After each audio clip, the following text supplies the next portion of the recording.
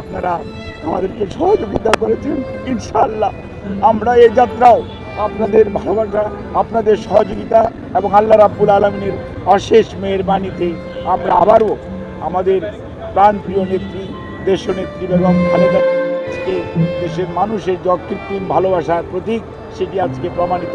সেই লক্ষ্যেই আমরা আপনাদের সহযোগিতা চাই।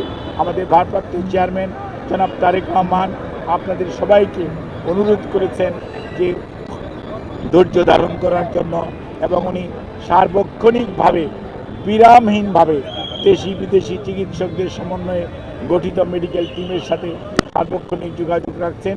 সঠিকভাবে পরিচালনা করা সম্ভব হবে না, কাজে কোনো ধরনের গুজবে কান না দেওয়ার জন্য আপনাদেরকে অনুরোধ করছি, এবং দেশনেত্রী বেগম খালেদা জিয়ার জন্য সুস্থতার জন্য আপনাদের মাধ্যমে দেশ তথা সকল ধর্মের মানুষের প্রতি আহ্বান জানাচ্ছি।